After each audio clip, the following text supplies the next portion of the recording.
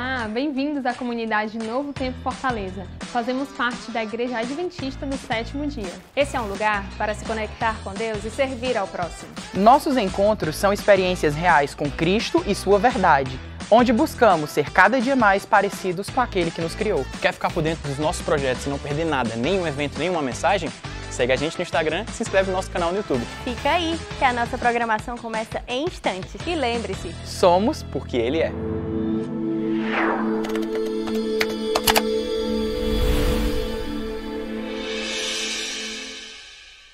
Muito bem, pessoal. Esse ano passado eu estava na igreja lá em Tucuruvi e o pastor da igreja também foi meu professor.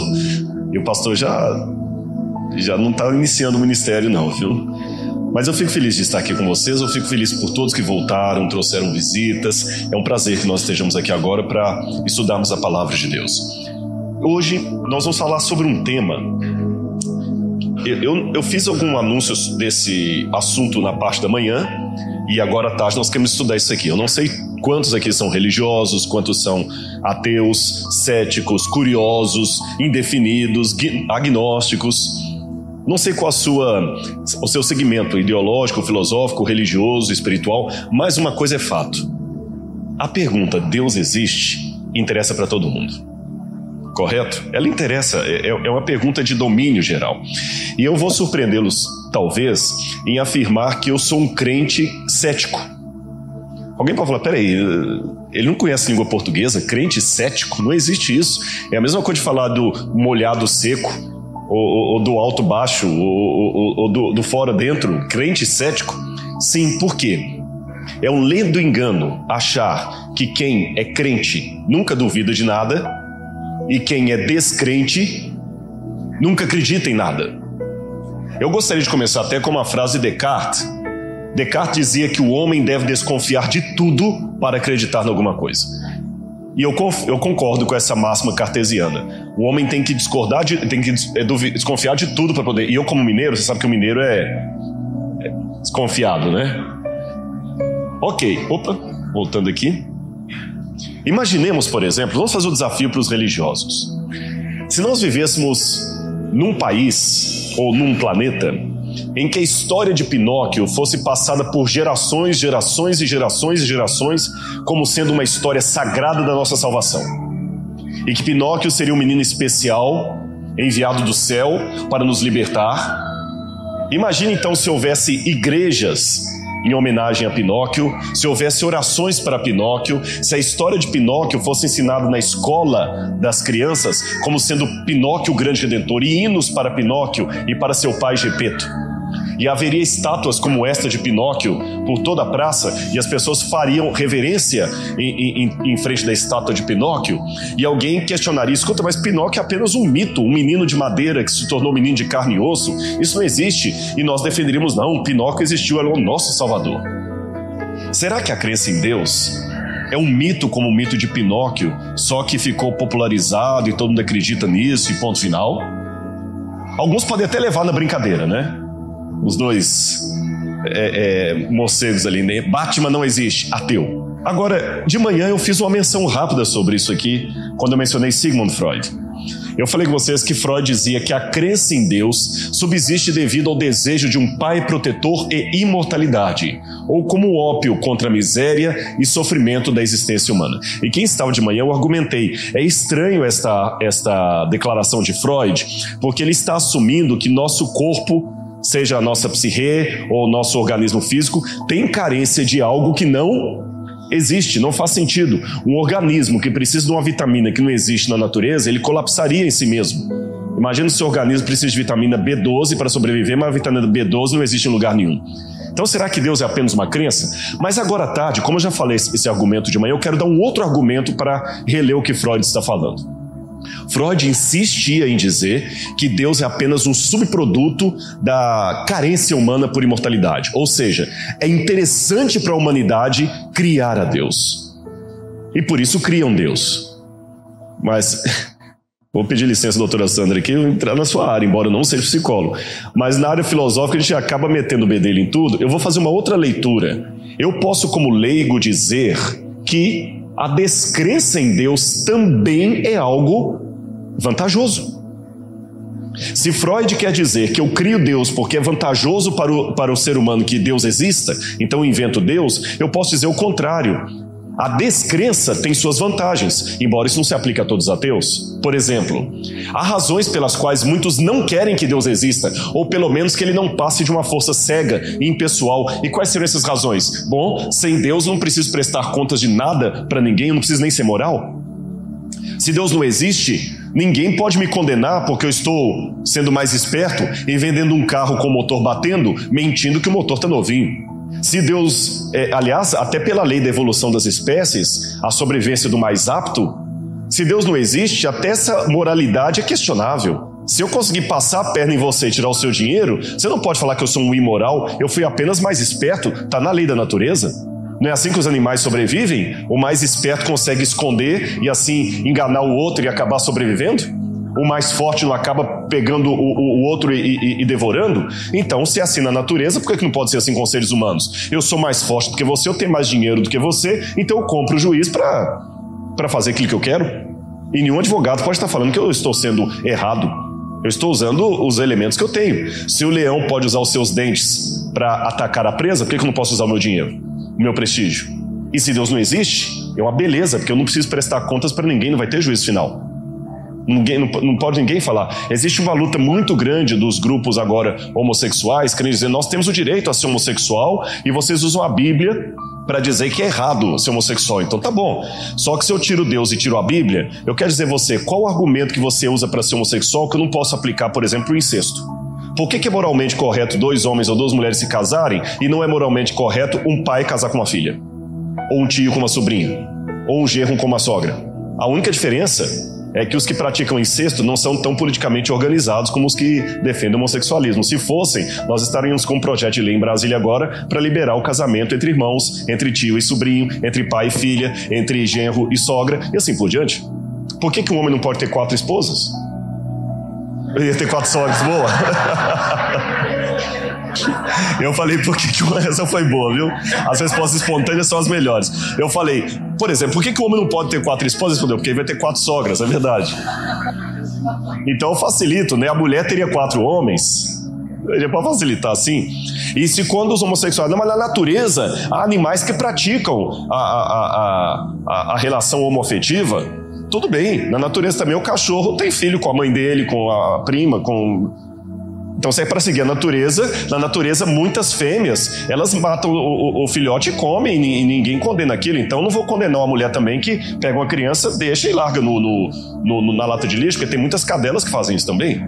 Se a natureza é o parâmetro, se não existe Deus, dá para defender um monte de coisa que nem os mais liberais defenderiam. Dá para defender até o canibalismo. Porque entre animais há animais que comem animais, há cobras que comem cobras.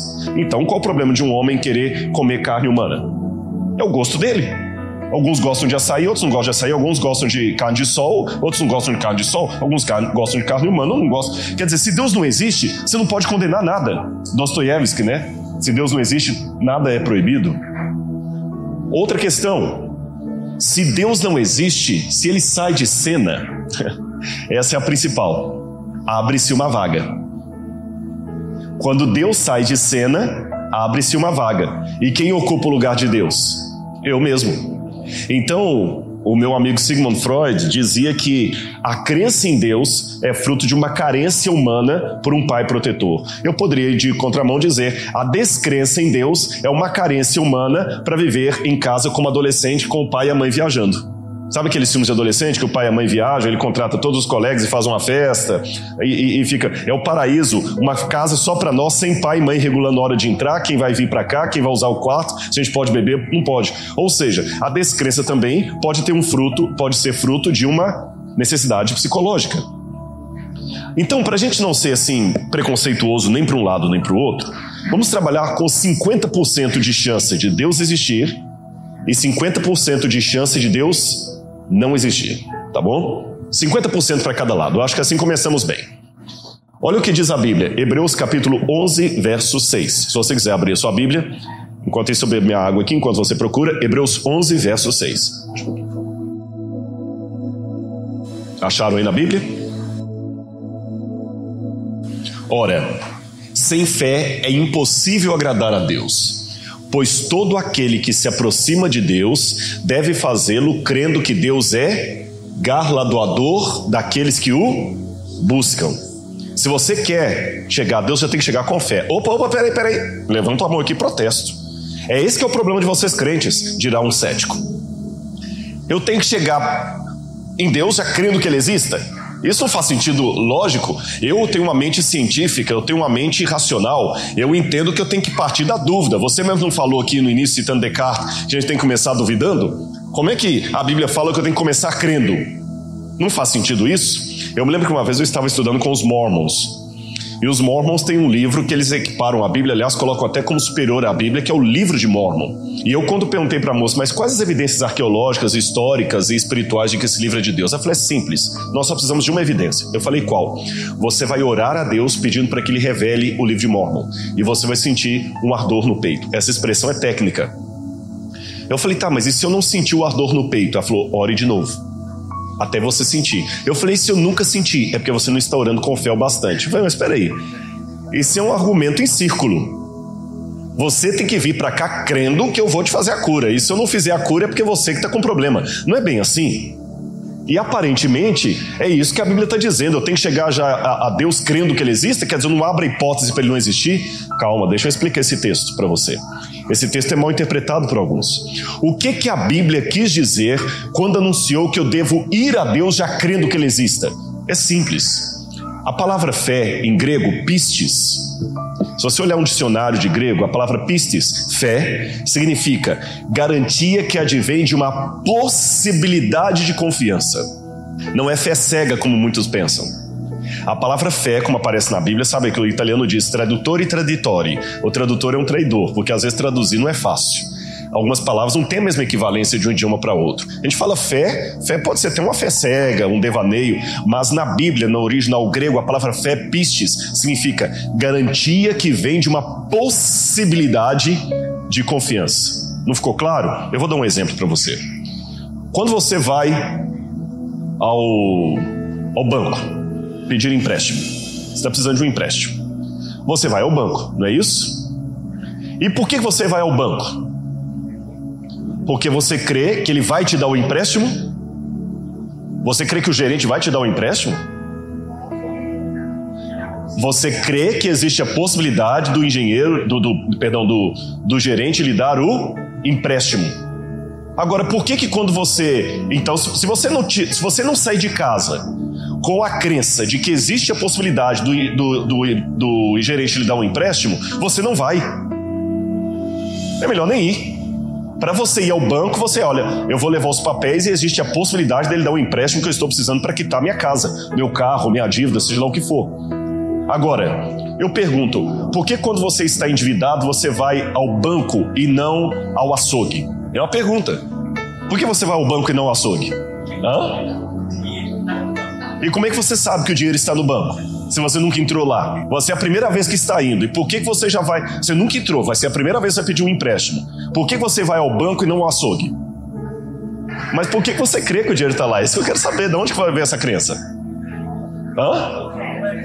Mas é uma fé baseada em quê? E essa possibilidade é baseada em quê? Como é que você sabe que o banco pode conceder empréstimos? As pessoas dizem isso.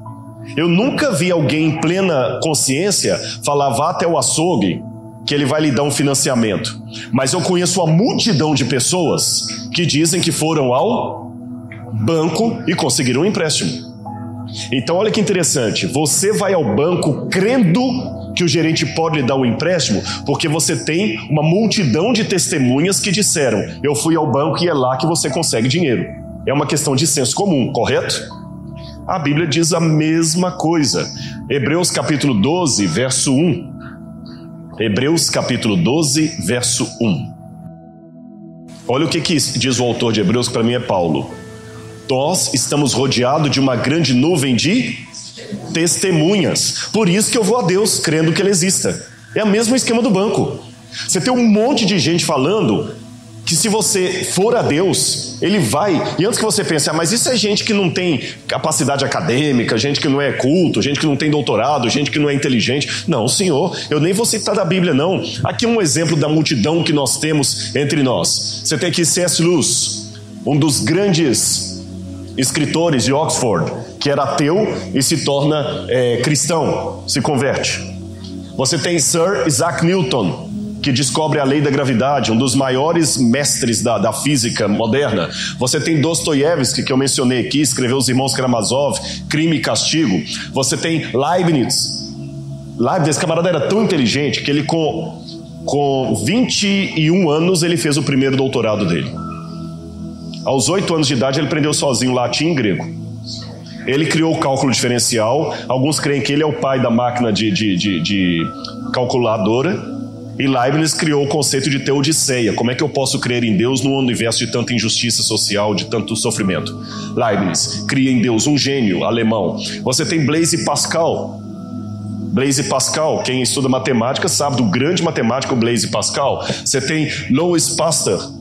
Louis Pasteur, que se você pode tomar um copo de leite hoje e não morrer, é porque o leite é pasteurizado, graças a esse homem. Todos eles criam em Deus. E finalmente Anthony Flew. Quando eu fiz a faculdade de filosofia, Anthony Flew era um dos maiores nomes do ateísmo moderno. Na juventude, Anthony Flew debateu com C.S. Lewis e não se viu convencido, e ele escreveu livros técnicos. Não estou falando livro popular tipo Richard Dawkins, não, livro técnico de filosofia, negando a existência de Deus. No final da sua vida, Anthony Flew falou, olha, eu estava errado, Deus existe. Foi uma mudança tão grande que os ateus no início falaram, mentira, é impossível que Anthony Flew, o próprio Richard Dawkins falou, é impossível, isso é lenda urbana. Anthony Flew nunca mudou de pensamento. Quando ele foi a público e falou, mudei, disseram, ele tá louco. E Anthony Flew falou, é interessante como é que eu estou louco. Semana passada uma revista indexada publicou um artigo meu. Enquanto eu falei eu mudei várias vezes de ideias durante a minha fase, nunca me chamaram de louco. O dia que eu mudei de ideia com relação à descrença para a crença em Deus, eu me tornei louco. Só para você ter noção, quem foi Anthony Flew? Ele morreu. Anthony Flew se tornar crente seria como se o Papa se tornasse testemunho de Jeová.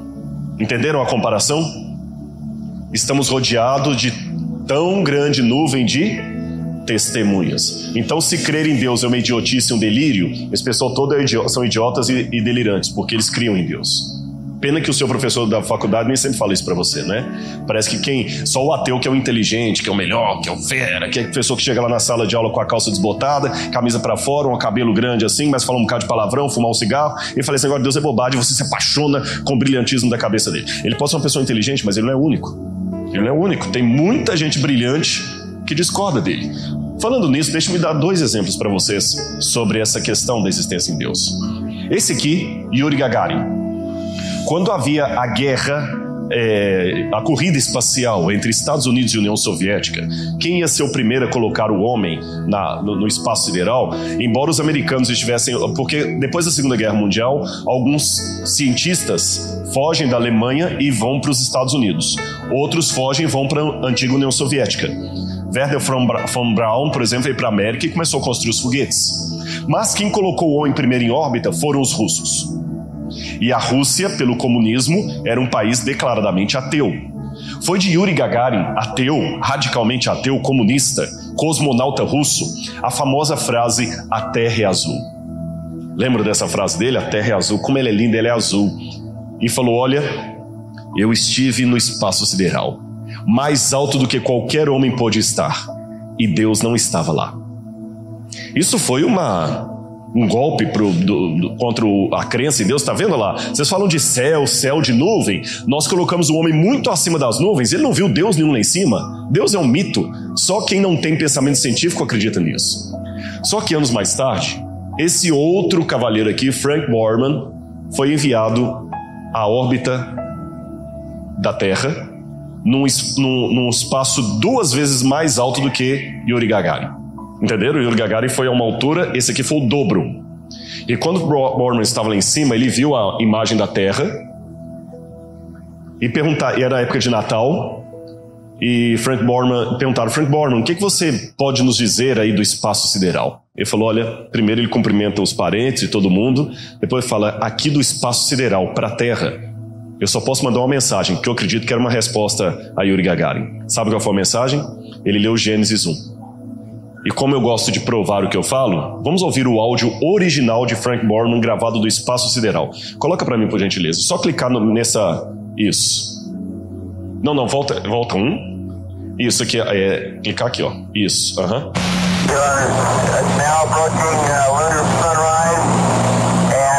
Tá muito ruim a gravação porque é original. Ele fala dos povos que estão na Terra. Ele fala de pessoas que estão em San Diego. No princípio, Deus criou os céus e a terra. E a terra não tinha forma, e era vazia. E o Espírito de Deus parava sobre a profundeza do abismo. E o Espírito de Deus parava sobre a profundeza, sobre o abismo. E Deus falou, haja luz. E houve luz. E Deus viu a luz. E Deus falou, a luz é boa. Ele começou a citar a Bíblia Sagrada. Pode tirar, por favor. Depois alguns ironizaram até o seguinte, a diferença de Frank Borman e de Yuri Gagarin é que Frank Borman foi mais alto, por isso que Yuri Gagarin não viu Deus e o outro sim. Tem gente que fala que você, não, esse negócio de religião tem que ter mente aberta. Sabe, esses dias eu tava vendo, eu não tô querendo dar de santo aqui, que não vê televisão, mas eu tô sendo honesto com vocês que novela é um negócio que pra mim não é nem tentação. Porque tem dois tipos, tem coisas que são tentações, tem coisas que não é tentação. Cada um tem uma tentação diferente, você sabe disso, né? Se eu tiver na minha casa uma garrafa de uísque e eu morar naquela casa 10 anos, aquela garrafa de uísque vai ficar 10 anos lá e não vou ter. Não tô falando que eu sou santo pra tudo, mas eu digo, aquilo ali não é o meu tendão de Aquiles. Entendeu o que eu quero dizer? E novela pra mim não é nem tentação, é castigo. Eu acho sem graça o negócio.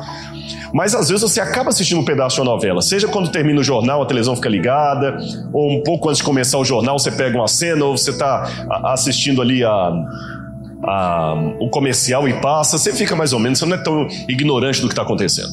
E eu me lembro de uma cena de uma novela, eu não sei se foi ano passado que ela passou, esse ano passado eu estava fora do Brasil, que eram duas mulheres, o contexto, as duas mulheres eram homossexuais. E elas criaram um rapaz, e o rapaz tentando convencer a filha, a moça que era filha de evangélicos, uma coisa assim, para aceitar o casamento da mãe dela. E ela falou, mas na minha igreja isso é errado, na Bíblia é errado. E ele falou, cara, você tem que ter mente aberta, só porque seus pais falaram, você tem que aceitar. Aí eu parei, eu comecei a assistir aquele diálogo, porque às vezes a gente gosta muito assim de fazer uma análise sociológica sobre os diálogos dos folhetins, sabe? Até Big Brother, às vezes, apesar de ser um lixo aquilo ali, você pode fazer uma análise psicológica, por que aquilo faz sucesso sendo um lixo? O olhar crítico sobre o entretenimento. E eu comecei a pegar e falar assim, olha interessante o diálogo desse rapaz com a moça. E ele começa a falar e ela fica assim, mas meus pais, seus pais, só porque seus pais falaram está certo? Você tem que começar a superar o que seus pais falaram. Mas nem o autor da novela, ou autora, não sei, não parou para fazer a leitura ao contrário. Ele também estava defendendo uma ideologia porque as duas mães dele falaram. Por que ela tem que questionar o que os pais dela falaram, mas ele não tem que questionar o que as mães dela falaram? Se ela é fruto de uma criação, ele também é. Ela foi fruto de uma criação que aquele tipo de relação não era correta. E ele foi fruto de uma criação que aquela relação era correta. Ele pode aceitar a criação das duas mães dele e tudo bem. Mas ela tem que superar o que os pais dela ensinaram. Vocês perceberam a contradição argumentativa? Por isso que eu gosto dessa frase de James Ober. Você tem que ter mente aberta, mas não a ponto do cérebro cair para fora. Tem pessoas que têm a mente aberta a ponto que o cérebro cai para fora. E hoje eu já notei, irmãos, e você tem que ser um pouco mais... qual a palavra que eu vou usar aqui? Um pouco mais crítico nesse sentido. Porque quando fala em crítico, as pessoas só pensam assim, ninguém quer mais ouvir a velha e feliz história. Se eu escrever um livro, a biografia do Papa Francisco, 1 milhão de pessoas irão ler. Se eu escrever um livro, a biografia não autorizada do Papa Francisco, tudo que o Vaticano quis esconder, eu vou ter 5 milhões de pessoas lendo. Por quê? As pessoas querem hoje o que questiona. o que contesta, o que vai contra o que você sempre aprendeu. E aí o ateísmo, como é chamado de neo-ateísmo, ele parece que está indo contra. Aí chega para os jovens na televisão e fala assim: esquece essa bobagem que seus pais te ensinaram, eu vou te ensinar a verdade. E os jovens ficam atraídos por essa sensação e acham que estão se tornando intelectuais, lendo revista super interessante e essas coisas aí que desafiam. Eu acho que você tem que trabalhar um pouquinho com os dois lados da moeda. Principalmente porque, como eu falei, a fé também admite a dúvida, e a dúvida também admite a fé. O ateu e o crente não têm uma mente tão diferente assim um do outro. Eu gosto desse livro de Umberto Eco e Carlo Maria Martini. Carlo Maria Martini é um padre. Ele é um dos maiores especialistas em grego do Novo Testamento que existe em Roma. É um dos tradutores do The Greek New Testament. É teólogo. E o Umberto Eco, historiador, escreveu O Nome da Rosa. E olha que interessante o título desse livro deles: Em que creem os que não creem? Porque às vezes o ateu não admite que ele tem fé, mas ele tem. O sistema cognitivo do ateu para formar os seus pensamentos é o mesmo do religioso. Se você fizer uma lobotomia e verificar a sinapse do cérebro do ateu, é a mesma sinapse do cérebro do religioso. Por que o ateu acha que Deus é um delírio? Né? Não existe nada comprovado biologicamente. O Richard Dawkins, que é um biólogo, ele fala: nunca vi a biologia comprovando que aquela sinapse que provoca a crença em Deus é um delírio, e a sinapse que provoca a descrença em Deus é uma virtude. É um salto evolutivo. Não existe isso. Isso é crendice. E falando em crendice, as crendices são perigosas. Muito perigosas. Olha aqui, por exemplo. Sabem que esse aqui é o rio Ganges. E muitos hindus mergulham nas águas do rio Ganges porque consideram as águas do Ganges sagradas. Mas é um dos rios mais poluídos do mundo. Eu não sei se você sabia, na Índia, eles têm o costume de cremar os mortos. Eles cremam e jogam as cinzas no Ganges para que o Ganges deposite no seu leito e eles possam estar com seus ancestrais ou reencarnar, uma série de coisas da crença hindu. Só que na época do inverno, nem todos têm lenha. A lenha fica muito cara. E quando algumas pessoas morrem no inverno, eles jogam o corpo mesmo no Ganges. Então imagina cinzas de mortos e corpos em putrefação, aquele rio vai ficando poluído, cada vez mais poluído. E as pessoas mergulham ali. Um hindu estava mergulhando nas águas do rio Ganges. Um amigo pegou algumas gotas do rio e falou com ele: olha, esse rio está contaminado. Ele falou: não está, porque ele é sagrado. O amigo colocou as gotas no microscópio e mostrou. Quando o religioso viu as águas do rio completamente poluídas, ele ficou desgostoso com a realidade, pegou uma pedra e quebrou o microscópio. E continuou mergulhando. Uma coisa é querer descobrir a verdade. Outra coisa é querer que a verdade esteja ao meu lado, custe o que custar.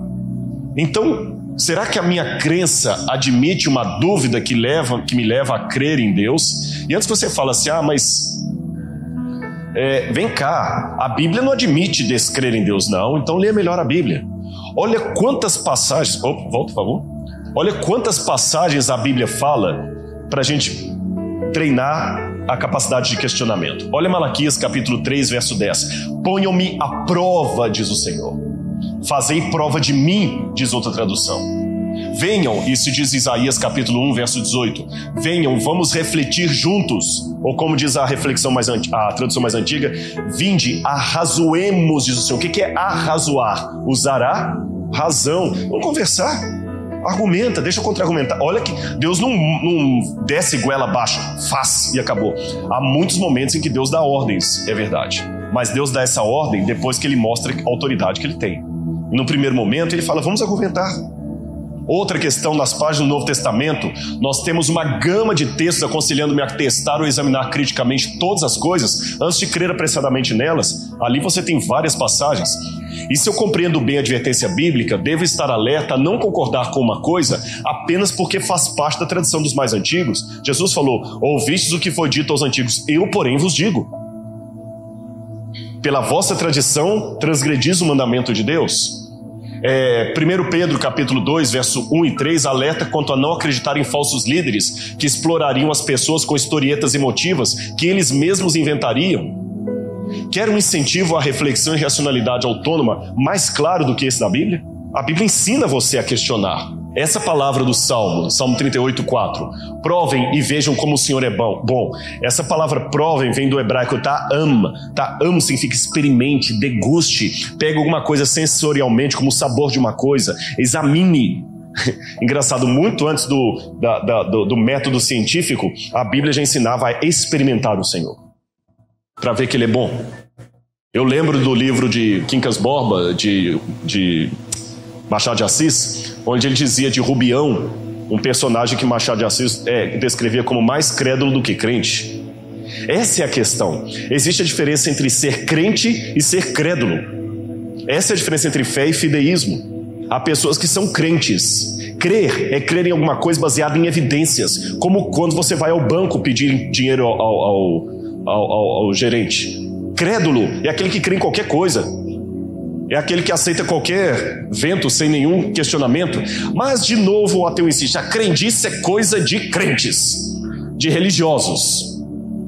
Por um lado, até parece mesmo, porque, infelizmente, o que alguns estão fazendo hoje é de matar, né? Eu respeito todas as igrejas como eu gostaria que a minha fosse respeitada. Mas respeitar não é sinônimo de deixar de falar algumas verdades. Infelizmente, hoje, a religião tem se tornado um negócio para muita gente. E eu vejo cada dia alguns que vão na televisão aí, ele é o dono da igreja. Pode olhar que até todo mundo que fala ali, ele recebe o mesmo trejeito do líder. E as igrejas viram franchising. Você chega lá, tá a foto do líder de todo tamanho, e ninguém questiona ele e tudo mais, aquela coisa toda. Eu acho isso muito perigoso. Muito perigoso. Não, mas o meu pastor falou... Um dia eu falei com a irmã: senhora, pode falar o que o seu pastor falou, vá à Bíblia. Você está muito repetindo, mas o seu pastor falou, olha a Bíblia. Eu até digo para você o contrário, não acredito no que eu estou falando, não, examine. Pegue a minha teoria, a minha tese aqui e examine. E mesmo aqueles que estão na igreja adventista, não pense que você está livre disso não, porque muitos são membros da igreja, outros querem ser clientes dela. Ele dá os dízimos e ofertas não como uma devolução de um pacto a Deus, mas como uma cota de um clube.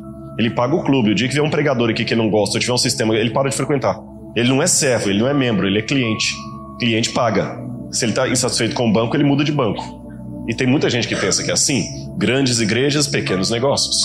Mas nada é tão contagioso como o exemplo, né? Nada é tão contagioso como o exemplo. E antes que você pense que crendice é coisa só de religiosos, deixa eu contar essa história aqui de René Prosper Blondeau.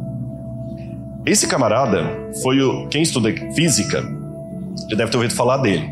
Ele foi o descobridor do raio N. Já ouviu falar do raio N?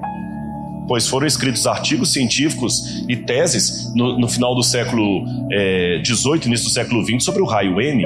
Quando o pessoal estava descobrindo o raio X, descobriram também o raio N. E vários físicos viram o espectro do raio N. Até que Robert Wood desconfiou que o raio N era apenas um equívoco da cabeça dos cientistas, que não existia raio N nenhum. Sabe o que Jung fala do inconsciente coletivo? Aquele negócio que um começa a ver, todo mundo começa a ver também. É igual a ET de Varginha, né? Um viu, daqui a pouquinho tem um monte de gente falando que viu. É histeria coletiva. O Wood falou: olha, mesmo os cientistas podem também ter uma ilusão de ótica coletiva. E ele fez um teste para provar que ele estava certo. Ele levou alguns físicos renomados até uma sala. Só que sem que eles soubessem, perante algumas testemunhas, ele tirou a diapositiva, né? Tirou ali a lente e mandou todo mundo olhar pelo espectro para ver se eles viam o espectro. Todos eles viram. Não tinha como ver, porque sem a lente, ainda que o raio N existisse, você só poderia vê-lo com a lente. Ele tirou a lente e eles continuaram vendo. Isso foi um golpe, porque mostraram que até mesmo físicos acadêmicos podem também cair na ilusão de algo que não existe. Então esse negócio de pensar que quem está na igreja é crente, está com a mente projetada para ver ilusões, e quem tem a mente científica não vê ilusões, mentira. Os dois estão também sujeitos à crendice. Eu prefiro a máxima de Immanuel Kant, sapere aud, ouse saber, em latim. Ouse, tenha a coragem de saber. Podemos provar então que Deus existe? Para eu ser honesto com você, a resposta é não. Obrigado, então agora já vou fechar, vamos embora aqui. Tá vendo lá? O próprio palestrante admitiu que não pode provar que Deus existe, mas calma, eu não terminei minha palestra. Eu não posso provar que Deus existe, e ainda bem. Por que ainda bem que eu não posso provar que Deus existe? Simples. Vamos primeiro imaginar o que seria realmente necessário para levar um descrente a crer. Quem sabe, se há um Deus, por favor, mostre-me um sinal. Há um Deus, agora estou satisfeito. Será que a coisa seria tão simples assim? Olhem essa declaração de Richard Dawkins. Eu sei que nem todos os ateus gostam de ser representados por ele, mas como ele está na mídia aí hoje, olha o que Richard Dawkins falou. Ele gagueja muito quando está falando em público, assim, eu não sei, ele tem uns tiques nervosos. Quando ele está sozinho numa banca de ateus, ele fala com uma fúria e escrevendo também, mas quando ele vai debater ele gagueja, Essa é uma pergunta muito difícil e interessante, porque, quer dizer, eu costumava pensar que talvez se, de alguma forma, você sabe, um Jesus gigante de 300 metros de altura, com uma voz igual do Paul Robeson, de repente aparecesse e dissesse, eu existo, estou aqui. Mas ainda assim, na verdade, eu às vezes me pergunto se isto mesmo me levaria a acreditar nele. Então ele não quer crer. Lembra que eu falei antes? Uma coisa é crer, estar ao lado da verdade. Outra coisa é querer que a verdade esteja ao meu lado, custe o que custar. Mas vamos de novo aqui, por que eu digo que Deus... volta um. Por que eu digo que Deus não pode ser provado se Deus existe ou não? Simples, um princípio de um filósofo da ciência, Karl Popper. Karl Popper colocava o princípio da verificabilidade versus falseabilidade. O que é isso? Popper dizia que a ciência ela tem limitações naquilo que ela pode provar. A ciência é limitada, a ciência não pode provar tudo. A ciência só pode provar, você só pode falar que uma coisa é científica se ela pode ser falseável. Eu vou explicar, você vai entender. O que Popper diz? Nesse exemplo aqui vai ficar claro para você. Volta. Suetônio declarou que Nero, ao morrer, fez uma frase em latim que ele diz qualis artifex pereo, que grande artista morre hoje, que grande artista o mundo perde. Suetônio disse isso. Mas com o método científico laboratorial, eu não tenho nunca como provar que Suetônio estava certo e que Nero de fato falou aquilo. Porque eu não tenho como repetir a cena. A história você não tem como provar em laboratório. A psicologia não tem como provar em laboratório. Não tem como pegar pessoas com a mesma patologia e levar no laboratório. Pelo contrário, o ser humano não é feito em série como carro. Um tem um trauma de pai e responde de um jeito, outro tem o mesmo trauma e responde de outro. Nem a psicologia você pode provar em laboratório. Há muitas áreas do conhecimento humano que fogem ao experimento científico. É isso que Karl Popper quer dizer. E o que é a falseabilidade? Aqui tem um avião.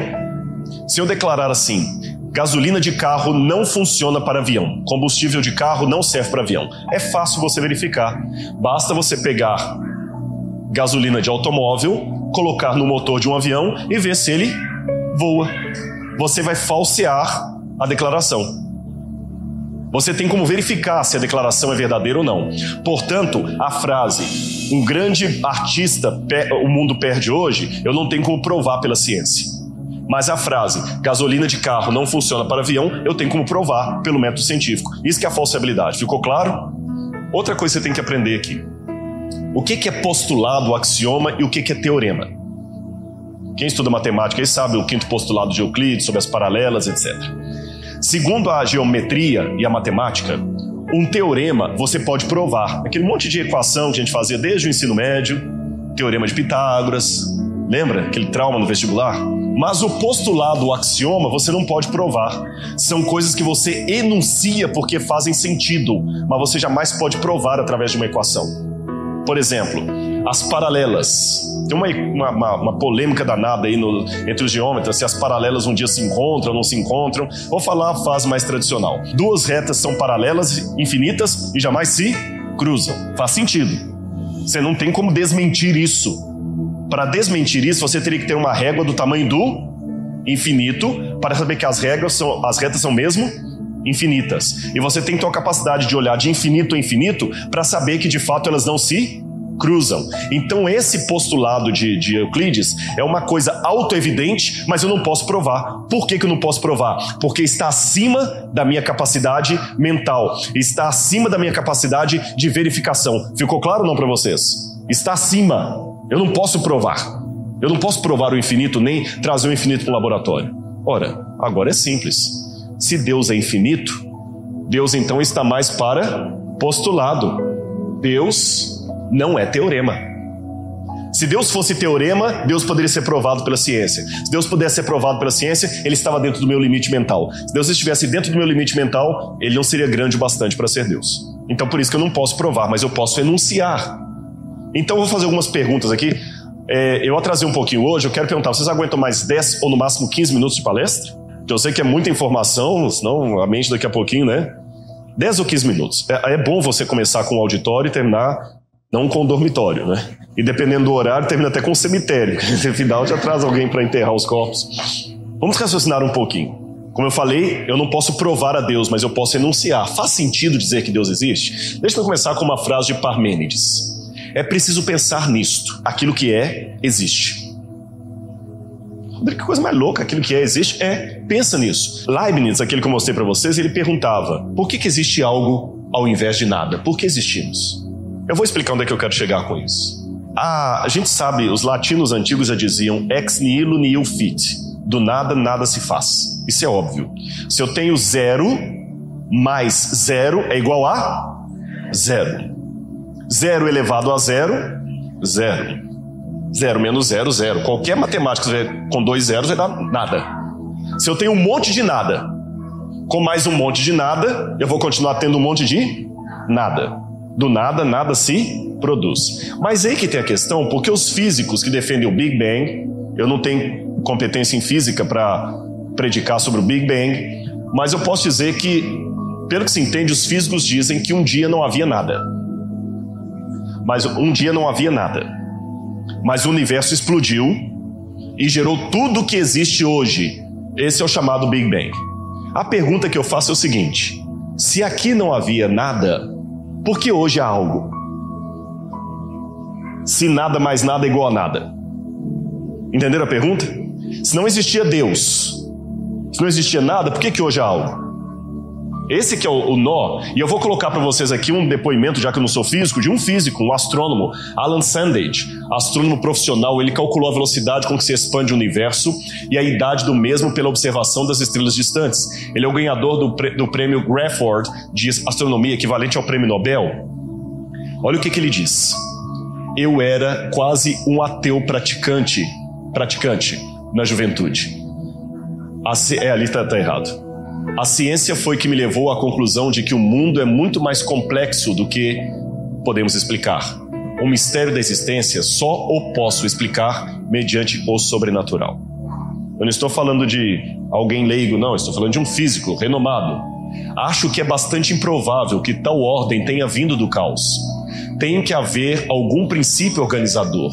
Deus, para mim, é um mistério, mas ainda é a melhor explicação que tenho para o milagre da existência, porque existe algo ao invés de nada. Agora, os céticos dão uma versão deles. Michael Shermer, historiador e escritor da revista Skeptic, Ceticismo, o cético, né? Ele falou, em ambas a tradição judaico-cristã e visão do mundo científica, o tempo começou quando o universo veio à existência, seja mediante a criação divina, seja mediante o Big Bang. Deus, portanto, teria de existir fora do espaço e do tempo. A resposta do crente é uma hipótese que não pode ser testada. Que Deus existia, você não tem como testar. Eu falei isso, mas espera aí. A resposta do ateu também não pode ser testada. Recentemente aí, você sabe, Stephen Hawking dizia, o universo pode criar-se a partir do nada e Deus não é mais necessário. Mas isso também não pode ser testado. Então, no mínimo, a gente empata. E eu vou ter uma ousadia aqui, mesmo como leigo, de questionar Stephen Hawking. Porque Stephen Hawking dizia o seguinte, que o grande desespero é, se não existe Deus, como é que o universo veio a surgir a partir do nada, sendo que as coisas não surgem. Você tem medo, se você for um zoológico e tiver um leão dentro de uma jaula, você tem medo dele sair da jaula e te atacar. Mas aqui agora você não tem medo de um leão surgir no ar aqui e atacar você. Porque ninguém testemunha coisas surgindo do nada. Então, para o universo surgir, tem que ter um Deus eterno, que não teve começo e que gerou tudo que existe. Mas se não existe esse Deus, como é que as coisas surgiram, sendo que o universo não é eterno? Aí o Hawking tenta explicar, não, o universo não precisa de Deus. Essa é a explicação de Stephen Hawking, naquele livro O Grande Designer, que ele escreveu por último. Ele dizia o seguinte, o que havia ali? Aquele nada, na verdade, era um vácuo quântico. que ali tinha partículas, matéria, tudo, energia, movimento, espaço e gravidade. Essas coisas aqui que entraram em colisão e explodiram. Mas vem cá, isso aqui não é nada. Ainda que fosse um dicionário surgir de uma explosão de um monte de letras também é meio estranho. Isso aqui que é nada. Entenderam? O Hawkins, para justificar o universo existindo do nada, ele fala, não, é isso aqui que tinha. Não, isso não é nada, isso aí tem alguma coisa. Isso aqui que é nada, ó. Disso aqui que teria que surgir o universo para eu falar que Deus não existe? O segundo problema com a autocriação. Se algo pode existir do nada, por que não testemunhamos hoje coisas existindo do nada? Igual eu falei, você não tem medo de surgir um tigre que agora do nada e te atacar? Ou um leão? Agora, você sabe que a física quântica, eles falam, não, mas a física quântica já provou que coisas surgem do nada. Você tem a diferença entre o nada, o vazio e o vácuo. Desculpe, eu não vou entrar em detalhes de física quântica aqui, mas se você ler direitinho, a física quântica não prova que coisas surgem do nada.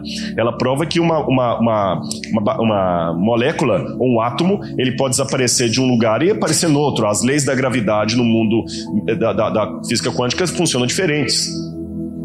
As leis físicas são diferentes, mas uma coisa não surge do nada, ela desaparece aqui e surge lá. Não é que ela surge do nada, tá bom? E geralmente, aqui eu tenho o modelo do Big Bang, por exemplo, de Friedman e Lemaitre, que disseram que o universo, ele não foi eterno, ele começou a surgir num tempo finito atrás. Aí o Stephen Hawking ainda diz o seguinte, olha o que ele admite que acaba indo contra a tese dele.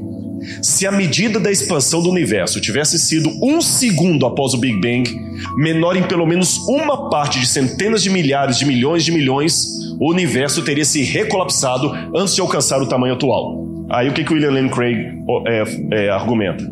Olha o que ele está falando aqui. Improbabilidades são somadas a improbabilidades até que as nossas mentes fiquem fartas de números incompreensíveis.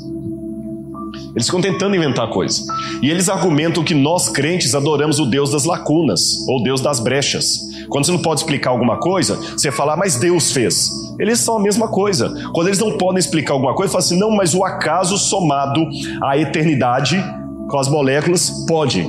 Como assim? Sabe o que é o ateísmo no final das contas? O ateísmo é isso aqui. A crença de que não havia nada, absolutamente nada. E nada aconteceu a nada. Até que nada de um modo mágico explodiu por nenhuma razão, criando tudo o que existe em todo lugar. Então, depois de um boom, tudo de modo mágico se auto-organizou, novamente por nenhuma razão, se auto-replicou, formando seres complexos que evoluíram e se transformaram em dinossauros. Gente, é isso aqui que é matéria de vestibular para muita gente. É cômico. É cômico. Não entendi. Olha John Lennox, que é professor de matemática da Universidade de Oxford. John Lennox dizia, o argumento de Hawking torna-se, no meu entender, algo ainda mais ilógico quando ele afirma que a existência da gravidade tornaria a criação do universo uma inevitabilidade. Mas como é que a gravidade existe em primeiro lugar? Quem a colocou lá? E qual foi a força criativa por detrás do seu nascimento? De forma similar, quando Hawking argumenta em favor da sua teoria da criação espontânea, dizendo que se bastaria acender um rastilho para que o universo começasse a funcionar, a pergunta a se fazer é, de onde veio esse rastilho? E quem o acendeu, se não Deus? Porque ele diz para você, não existia Deus. Quando eu falo eu não sei explicar, o mais coerente seria pelo menos o agnosticismo. Pois é, essa que é a questão. Ela fala, não tinha Deus, mas não sei explicar, mas de alguma maneira aconteceu. É muito sem sentido isso. Vocês compreendem? Bom, agora pra você não falar, não, mas você está fazendo uma leitura muito crente do Hawking e você nem físico é. Realmente, eu vou me limitar à minha insignificância. Eu não sou físico. Quem sou eu para criticar Stephen Hawking? Um crente, teólogo e arqueólogo. Então vou usar um outro físico para criticar Stephen Hawking. E pra você não falar que eu estou usando um físico cristão, eu vou usar um ateu. Tá bom? Marcelo Gleisler. Ateu, nosso McDowell na Inglaterra, respeitadíssimo, é ateu. Ateu e físico. Olha o que ele disse. As teorias que Hawking usa para basear o seu argumento, teorias M, vindas das supercordas, têm tanta evidência empírica quanto Deus. É lamentável que físicos como Hawking estejam divulgando teorias especulativas como quase concluídas. A euforia da mídia é compreensível. O homem quer ser Deus. O desafio das teorias a que Hawkins se refere é justamente estabelecer qualquer traço de evidência observacional até agora inexistente.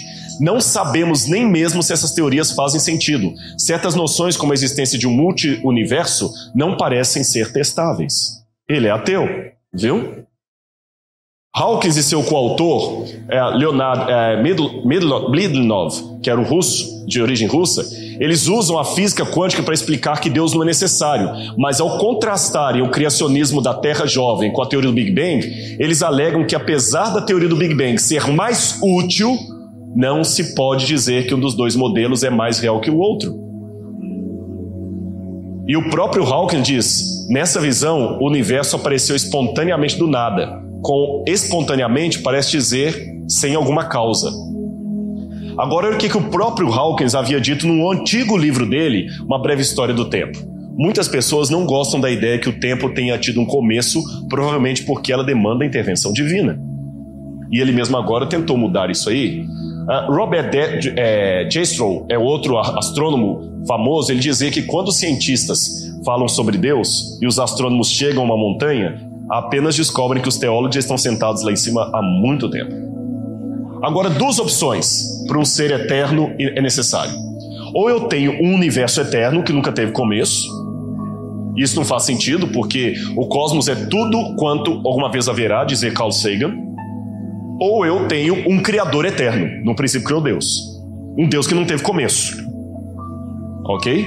Eu prefiro acreditar num criador eterno, porque o cosmos eu já sei que teve um começo. Pode passar. Agora a pergunta, quem criou Deus? Porque uma vez um ateu fez essa pergunta no Unicamp. Tá bom, você quer dizer então que Deus estava antes do universo e que Deus criou o universo. Então quem criou Deus? Eu falei, ninguém. Mas e se houve alguém que criou Deus? Eu falei, então Deus não é Deus, Deus é criatura. Esse outro que criou dele que é Deus. Ou eu vou num retrocesso infinito, eu tenho que aceitar um ser que criou tudo. E a Bíblia fala, Deus é sem pai, sem mãe, sem genealogia. No princípio criou Deus os céus e a terra. Diz que tudo que Deus criou é eterno e Ele mesmo é eterno. Deus não criou por nada. Então por que considerar que algo necessita de uma causa? Simples, eu não posso ficar retrocedendo ao passado, já falei nisso, e coisas não aparecem do nada. Pode passar. É a velha pergunta, quem chegou primeiro? O ovo ou a galinha? Agora o que Bertrand Russell dizia? Que eu posso dizer que quando era jovem debatia essas questões muito seriamente na minha mente. Durante algum tempo eu aceitei o argumento da causa inicial até o dia que com 18 anos li a autobiografia de John Stuart Mill. E aí encontrei a seguinte afirmação: meu pai ensinou-me a perguntar quem me fez. Não pode ser respondida porque sugere imediatamente a seguir a pergunta quem fez Deus. Aquela frase muito simples mostrou-me, e ainda concordo com essa ideia, a falácia existente no argumento da causa inicial. Se tudo tem uma causa, então Deus tem que ter uma causa. Será que Bertrand Russell estava certo? Eu acho que isso aqui é um erro. É como perguntar, a saber, a cor azul. Onde está a esposa do solteiro? Admitir uma causa inicial autoexistente é filosoficamente saudável. Nós não conseguimos fazer aquilo que não é feito. O que a Bíblia fala é o seguinte: tudo o que existe, tudo que passou a existir, teve uma causa. Deus não passou a existir, então Deus não precisa ter uma causa. Entendeu a questão? Deus sempre foi. Aí vem o ateu e fala, espera aí, objeção, calma, dá licença. Se tivesse um ateu levantar, posso participar? Pode. Um Deus eterno e autoexistente? Por favor. Isso é impossível. É mesmo? Mas o que vocês ateus dizem? Um universo eterno e autoexistente, isso é possível? Eu, pela fé, dizer que existe um Deus eterno e autoexistente, não. Mas Richard Dawkins dizer que tem um universo autoexistente, isso é científico. Isso é outra crença. Como é que é? São duas crenças, na verdade. Duas crenças lutando uma com a outra. Agora, outra pergunta que eu faço. Por que existe música ao invés de ruído? As coisas não apenas existem, mas elas existem em harmonia. Deixa eu mostrar uma música para vocês no espaço sideral, a próxima slide.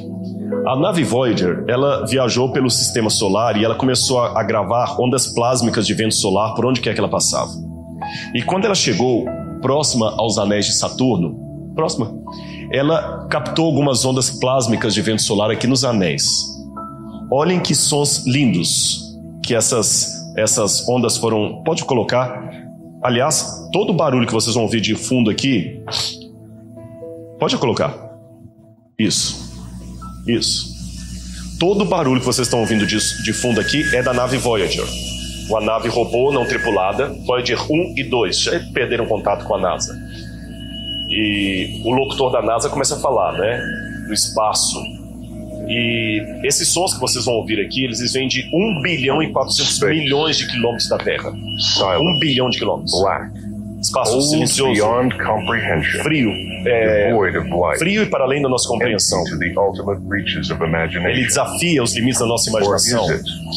É o espaço.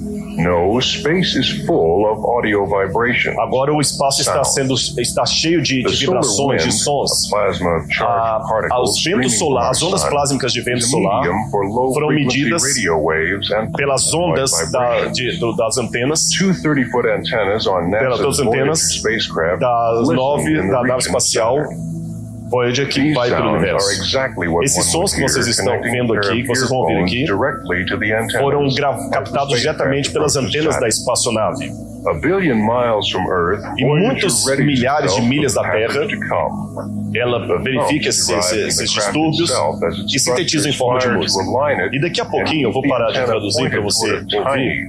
Você vai ver a Voyager chegando perto dos anéis. E a antena mostra que ela captou alguma coisa. E através de movimentos mecânicos e sofisticados instrumentos, ela começou a mandar os sinais para a Terra. Ela passou por violentos choques de meteoritos e magnetismo do planeta. Olha que interessante esses sons no universo. São evidências de ondas eletromagnéticas do sistema solar.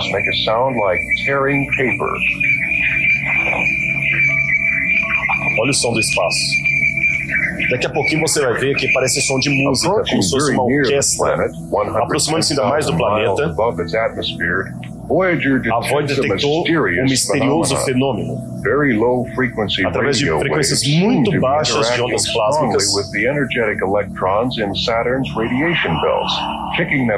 ele fala como se fossem bells, como se fossem sinos. Eles até deram um nome para esse som, floresta.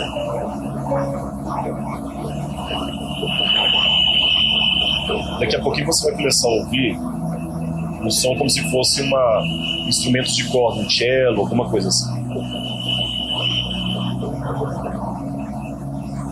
Now, skimming just 70,000 miles, 700 milhas do planeta. Crossing the ring plane, Voyager weathers a hailstorm. Ela teve uma tempestade eletromagnética. Ice particles pound the craft each second.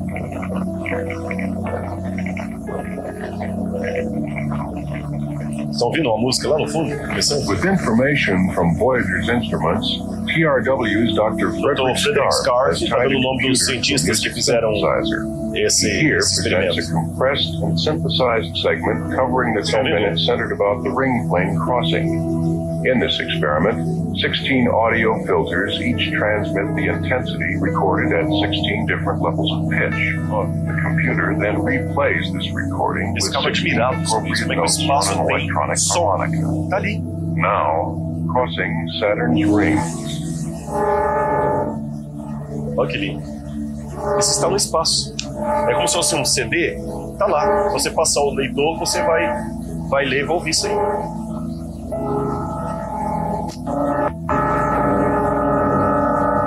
Eu estou falando que isso prova Deus. Na verdade, isso é apenas uma maneira de ilustrar que as coisas não apenas existem, mas elas existem em ordem. Pode tirar, por favor. O que aconteceria se o planeta ficasse sem oxigênio por 5 segundos? Olha como é que tudo é organizado. 5 segundos apenas sem oxigênio no planeta. Bom, o céu diurno ficaria escuro. Qualquer objeto de metal sem tratamento poderia se soldar instantaneamente. O chão literalmente sumiria debaixo dos seus pés. Todos na praia sofreriam de queimaduras imediatamente. Se apenas ficássemos 5 segundos sem oxigênio, o ouvido interno de todo mundo explodiria. Toda construção de concreto viraria pó. A água é 1/3 de oxigênio. Sem o hidrogênio, ela se tornaria gasosa. Os oceanos evaporariam e vazariam para o espaço. Agora, o que acontecesse com a Terra se o oxigênio dobrasse? Bom, aviões de papel voariam mais longe. Gastaríamos menos combustível. Nessa época de crise seria bom, né? O oxigênio extra melhoraria a nossa cognição, atenção e desempenho nas atividades físicas. Seríamos mais felizes e alertas. Mas haveriam insetos gigantescos. O tamanho do corpo dos insetos é determinado pela proporção de oxigênio na atmosfera. Então, uma aranha ficaria do tamanho de um ônibus. Então, obrigado oxigênio por ser do jeito que é. Esse é o que a gente chama de ajuste fino. Ou seja, na época de Newton, descobriu-se que o universo tinha leis. Na época de Einstein, que o universo tinha energia. Agora, na época de Watson, que nós também temos o DNA, que é informação. Então, se o universo tem energia, tem que ter alguém para detonar essa energia. Se ele tem lei, tem alguém que estabeleceu essas leis. Se ele tem DNA, tem informação. Então, tem que ter alguém que colocou essa informação. E a linguagem? Os evolucionistas dizem que nós viemos por uma evolução. Mas como é que o ser humano aprendeu a falar? A língua não pode ser explicada por evolução, língua só vem por aprendizado. Se não existe Deus, como é que o ser humano começou a falar? E quem espalhou por todas as culturas do mundo a noção religiosa? Todo lugar que você vai no mundo, eles têm um tipo de crença em Deus. Parece que está no nosso DNA a ideia que Deus existe. Que tipo de causa inicial estamos a falar? Aquela causa que criou o universo tem que ter uma natureza supernatural, porque ela criou o natural. Ela tem que ser poderosa, ela tem que ser eterna, tem que ser onipresente, porque ela criou o espaço, logo não pode estar limitada pelo espaço. Ela tem que ser intemporal e imutável, não atemporal, mas intemporal no nosso tempo aqui, porque ela criou o tempo. Ela tem que ser imaterial, porque transcende o espaço. Tem que ser pessoal, porque ela tem intenção, ela é inteligente. Ela tem que ser necessária, porque todo o resto depende dela. Ela tem que ser infinita e singular, porque nós não temos dois infinitos. Ela tem que ser diversa e, no entanto, possuir unidade. Ela tem que ter inteligência suprema.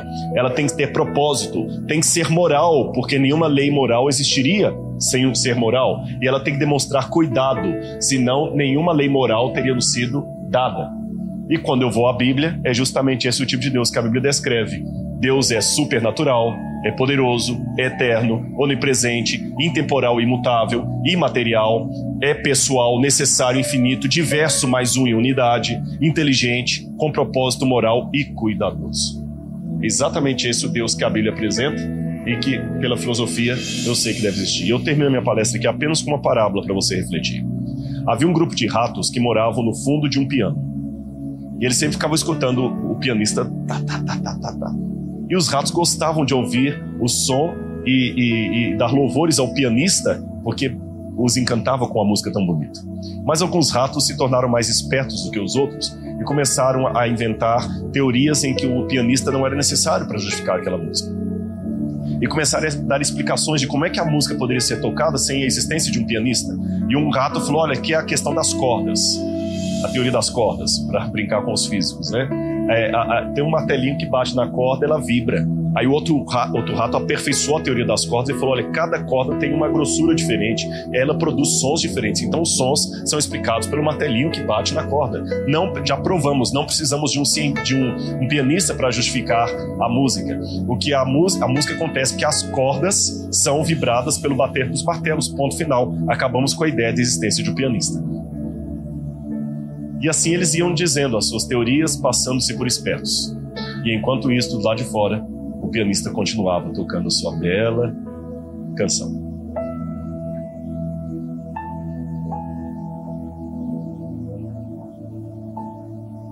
Ela perguntou se esse meu trabalho não virou um livro. Eu estou tentando terminar de escrever, mas a agenda da gente é um negócio tão complicado. Só para vocês terem noção, daqui eu já vou para a Alemanha fazer evangelismo na Alemanha. Da Alemanha eu já vou para Israel, Egito, depois eu volto e é aula e é tanta coisa que tem que fazer.